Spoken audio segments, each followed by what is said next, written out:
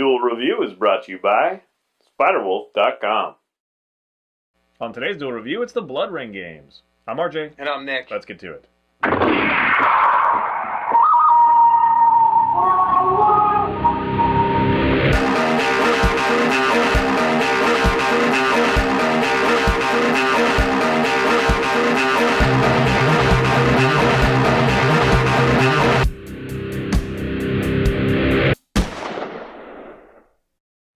Hey guys, welcome to Tuesday the 30th of April. We are doing the BloodRayne series. That's right. Here's BloodRayne. Here's BloodRayne 2.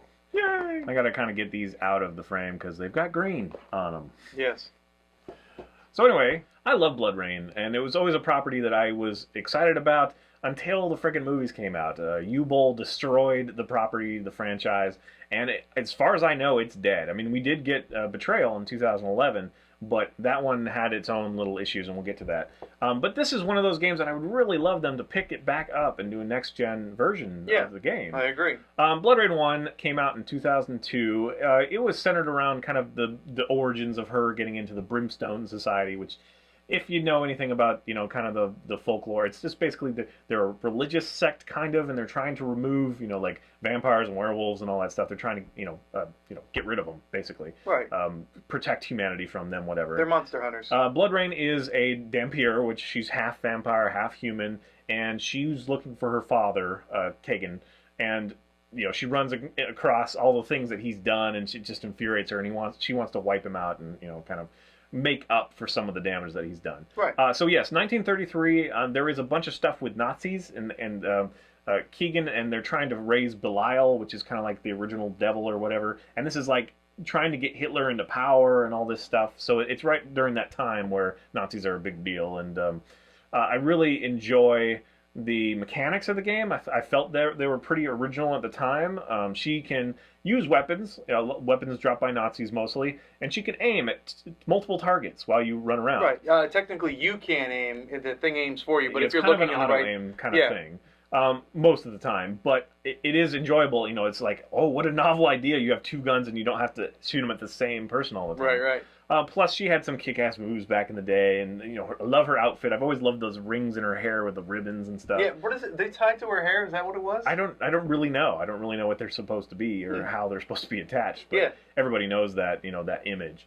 Hot red-headed vampire. I mean, what can go? Yeah, and she's actually voiced consistently throughout. I mean, those two games, those are really the two that stick together. BloodRayne and BloodRayne 2. 2 came out in 2004. That one was around the 2000s, though. It brought it up to contemporary times.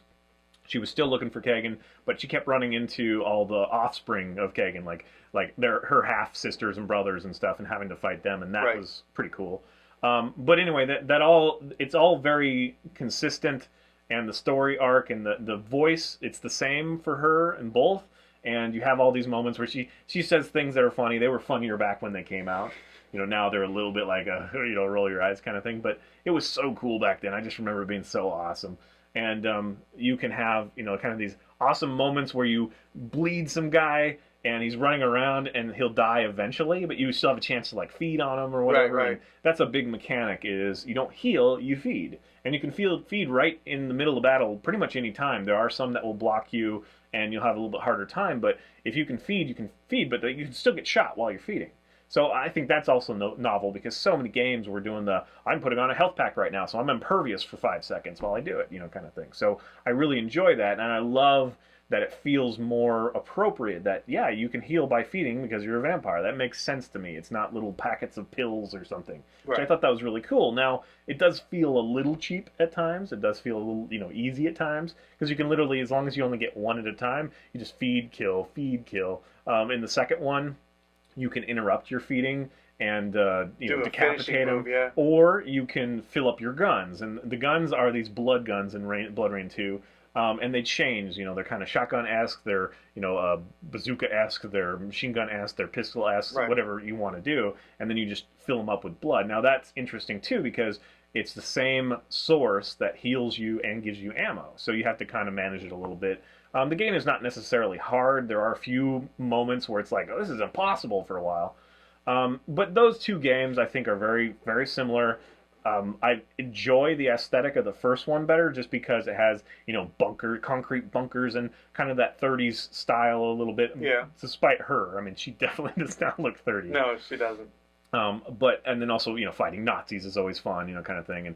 And it came off of the heels of a game called Nocturne, and these are all done by Terminal Reality, right? Yeah, I believe so. Yeah. And Nocturne was a little bit more Silent Hilly. It's more of a story, interactive story with some gunplay, but the gunplay is really bad. There's very little in the way of sound effects and like pumping action kind of thing. But it is almost a Myst-like experience in some ways. It almost feels like a point-and-click adventure in some ways. Anyway, that kind of established some of the lore, and actually there was a character who had the blades for arms that BloodRayne is known for, and dump ears and stuff, and it was really interesting. So off the heels, they kind of grew this BloodRayne franchise, and unfortunately, it just kind of stopped after 2. Yeah. Until 2011, when WayForward Technologies, ironically the same ones that have done our Justice League Heroes we've been doing for Game Labs, that same place, they did BloodRayne Betrayal, which is a downloadable on XBLA and PSN and all that stuff. And that game actually is a side-scroller kind of thing. It's very different, Right. cell shading or whatever. It does have some of the feel. I mean, it does incorporate, vampires and Nazis and that sort of thing, and she does have some wittiness to her, but it's different enough, and a lot of people are really, actually, they don't like it because it's very difficult, and you have lots of enemies that you have to take care of, but I find it, kind of fun, and it's almost like a callback to like Ninja Gaiden or something. In fact, I have heard it compared to that before, where it's a platformer. You can slide down the areas and you do this backflip thing and all that stuff. So you have to traverse this, and it's very kind of difficult at times, like super difficult. Sometimes it took me I swear it took me 55 times just to get through this part of level 8. It was just ridiculous, but it is kind of like that old school, but with better graphics, more polished. Right. And I appreciate BloodRayne coming back at least a little bit. So I enjoyed it. I'm not the one that's like it's too hard. I think that's just kind of a callback to the way games were, because it's like you'd spend days on the same level. Right. And then you'd figure it out, and then you'd go to the next one, kind of thing. A lot of new gamers don't know this, but back in the old day, we used to play games in a place called the arcade, and games there were built to take your quarters. Right. They were so difficult that all you had to do was pump quarters into it. An extended gameplay because it was so damn difficult. Right, and that's where they made the money, by making completely difficult games, but that's what you were stuck with because there were no other games to play, and you had to sit there and beat this really difficult part and spend all your money. Yeah, and unfortunately, Betrayal also kind of does not have the story, though. I mean, it does not fit. Right. It has no kind of, you're not sure what era this is. She's still looking for her father, Kagan, but it's just kind of this, what is this? It's like all kind of extrapolated onto itself, and it is kind of a fun little game, but it's not, BloodRayne 3 by any stretch. Right. That one, I wish they would pick it back up. Unfortunately, there have been 3 movies by that idiot U-Bowl that have really slowed the franchise down. In fact, 2 of them, the 2 and 3, have not even been rated by most people because it's not worth the time. It's so bad. And number 1 got a 4 on Rotten Tomatoes, and it shouldn't have even gotten that. It's so bad. Out of 100. Out of 100%. Yeah, it's so 4%. horrible. Yeah. But going back to the first and second game, I was revisiting them. I was surprised to see how well the graphics held up, because I remember liking the Xbox, but the original Xbox, except for the big chunky controllers, because I had like that Doom 3, and I really loved that game, and the graphics there were so kick-ass. That was Xbox? Wow. Yeah, that was Xbox. So to play BloodRayne on the Xbox, I was like, wow, this graphics are killer, and more so in the number 2 because the graphics were just that much better and everything was cleaner. And yeah, if it wasn't for just that aesthetic that I really love in the first one, the bunkers and Nazis, right? The 2 is definitely the better of the 2. Because, right, and the story is awesome too. Even the progression of it, and when I was replaying it the first time, I didn't remember this because I think I've played it before, but I'm not 100% sure. But I was sliding down rails and stuff, and I was like, wow, this is awesome. Yeah, why don't I remember this game? She's got crazy cool moves, with her blades and kicking and stuff, and flipping and stuff. The bloodlust mode and all that stuff. And that one actually adds, her blades, they have script on them and stuff when she's in blood mode. Well, yeah, they glow, and they're bigger. Yeah. It's a lot of fun. It has a lot of fun with the property. Again, I think the story is good in 2, but I actually like the first one better. They're trying to bring back this devil, and assembling, and it is kind of a cliche thing, but it's still is more compelling to me than just trying to find her father, like strictly just trying to find her father. Gotcha. So, and I guess I'm a little tired of the whole father thing. Like, you know, she catches up with him and kills him, and so now what? You know what I mean? I'd like to know that. You know. Yeah, yeah. So anyway, but yes, it's that property that I wish they would bring back. They had a good advertising, you know, campaign in the day. I remember having like the wallpaper on my computer or whatever of the awesome, you know, BloodRayne 2 screenshot. See, that's funny because on my desktop back in the day, it was all about Legacy of Kain. You know, I had Raziel and Kain on my desktop everywhere. So yeah, I stuck with the girls.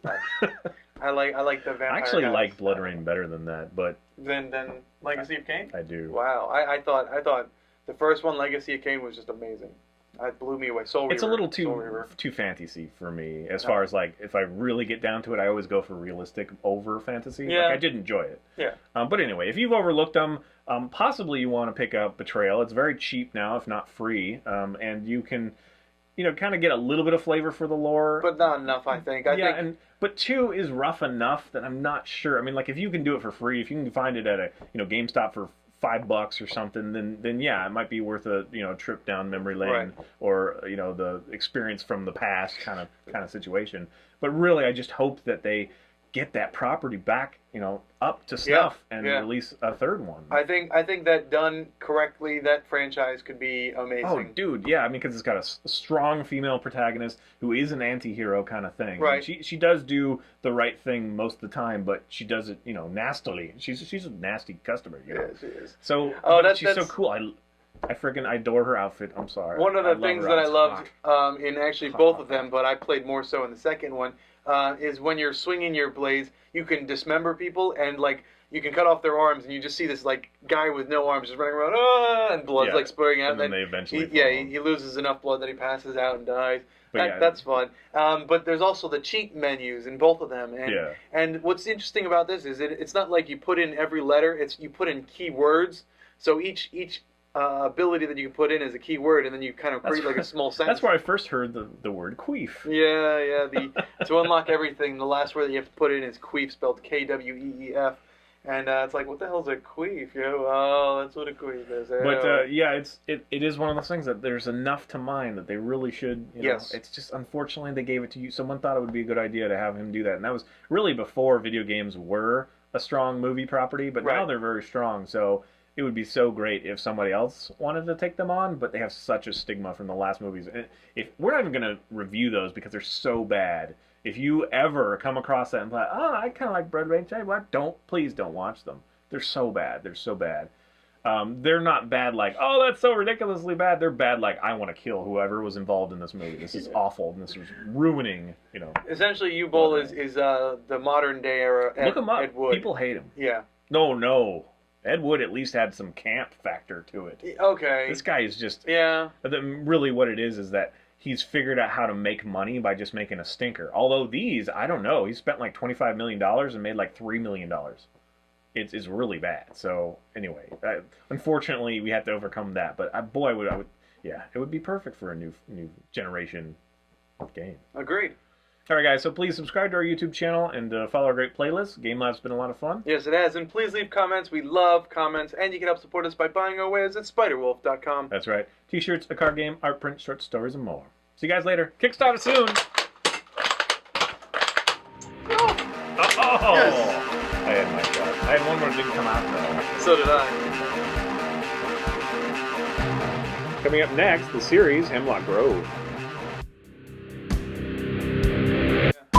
Yes, U-Bowl sucks, and he should never make another movie. In fact, I'm not so sure he should still be alive. He sucks a lot. Pretty deep. It's hard not to say that, because he sucks so much. Okay. Anyway, back. It was very fun. It had to do with, BloodRayne, this new gal, and she was against Nazis, and I'm going to do that again, because gal doesn't really work.